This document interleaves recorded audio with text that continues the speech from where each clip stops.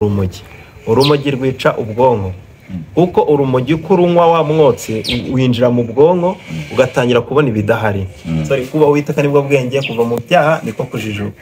Niyo nama nakugira nshuti yanjye wowe nkurikiye.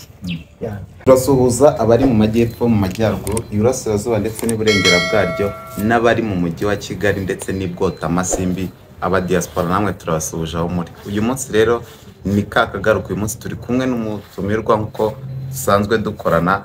Ubu twakiriye umutumirwa rero, amakuru musaza. Amakuru ni meza. Urakomeye? Ndashima Imana. Amazina ninde? Amazina niswe n'ababyeyi Munyaneza Fulgence. Fulgence rero twabashe kumwakira hano uko muri kubibona. Fulgence ni muntu ki kugira ngo n'abantu badukurikiye babashe kumenya Fulgence ni muntu ki? Nkuko ubibajije umuntu usanzwe Yego. usabana n'abantu Usabana n'abantu mu buryo? Mu buryo muri sociale nyine. Sociable nk'umuntu utumva ururimi rw'amahanga. Sociable ushatse kuvuga ndasabana. Arasabana rero nkuko mubyumva, ni umuntu usabana wambaye agashati keza cyane, agashati n'inanga akandi make ya 15. 15. Mbanzi kubundi muheba nkuko rero muri kubyumva, ni n'umuhanzi cyane. Umuhanzi urimbiye njyana aririmba R&B akaperaho agati y'abantu badukurikiye. Na ku ndirimbo bita Mama. Yego. Je t'aime mama, na rutugu rukura rusumbi josi. Niyo ngiyo. Kubera iki wahisemo Mama? Umubyeyi iteka ryose aba ari umubyeyi.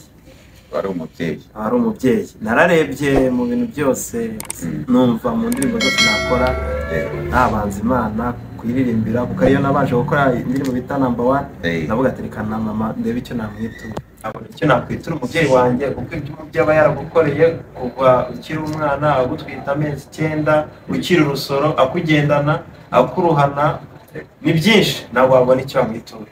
Nabuze icyo namukorera, ndavuga ati reka muririmbe mutaka. Ni ikihe kintu utajya wibagirwa kuri Mama wawe? Kino nashobora kumwibagirwa. Yego. Ni ukuntu yaturuhanye akubita hirya no hino, adushakira imibereho, adushakira ubuzima. Kuba ngana utya niwe bikesha.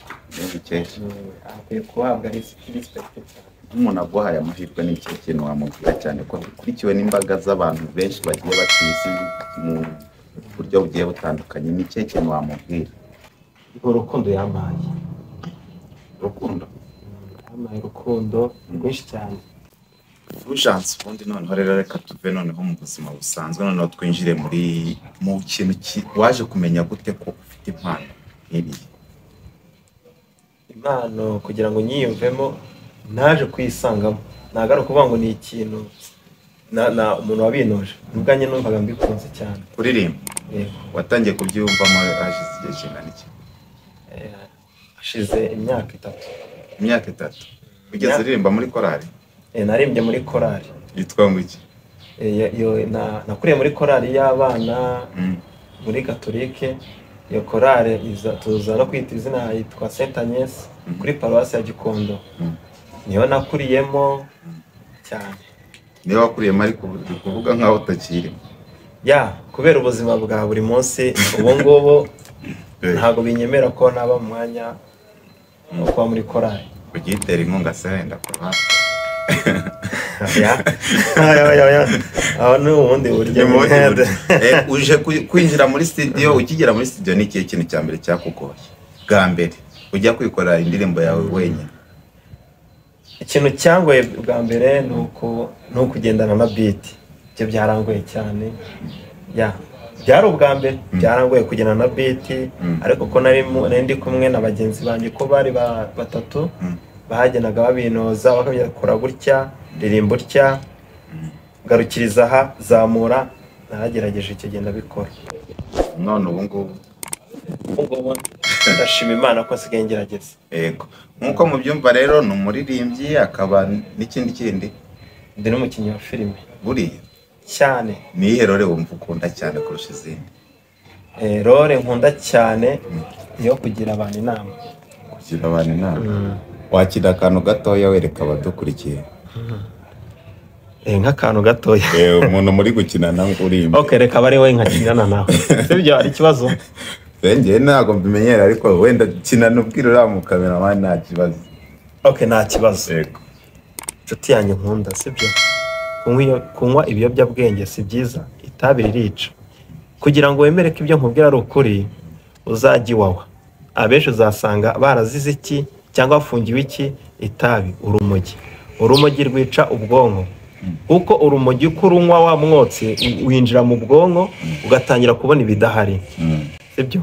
Njye nabashije kurunywaho inshutswe na bagenzi banjye.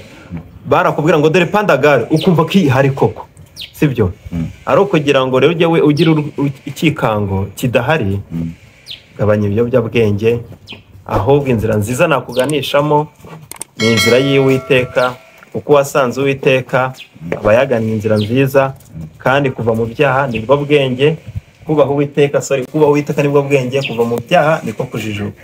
Niyo nama nakugira nshuti yanjye wowe nkurikiye. Uwo murongo wanditse muri Bibiliya, umurongo ubarangira bajye banawukurikirana bongere bawucishemo ijisho. Ni Yobu igice cya 28 ku murongo wa 28. Kubaho Uwiteka nibwo bwenge, kuva mu byaha niko kujijuka. Yego. Ikigaragara cyo na Bibiliya urayumva cyane. Si ukuyumva cyane ahubwo maranira no kuyikurikiza. Ese ni uwuhe mukinnyi mwaba mwarigeze guhurira kuri scene ukumva biragushimishije? Ubwo twinjiye muri sinema. Umukinnyi nkunda cyane ni Nyagahene. Nde? Nyagahene. Kubera? Nyagahene acting ye ndayikunda cyane, kandi niwe ndebera nk'indererwamo. Niyo turi kumwe mba numva nkomeye. Yego. Yangaye nguko rero cyari ikiganiro kigufi, ariko tuzagirana ikiganiro kirambuye abaganiriza. Hari n'ubundi bumenyi bundi bwo mu kikono ukuntu atatubwiye, ariko ndabizi neza nitumutumira azongera tuganirize birambuye. Ciao ciao, nakagaruka rero turi kumwe. Hasta la vista.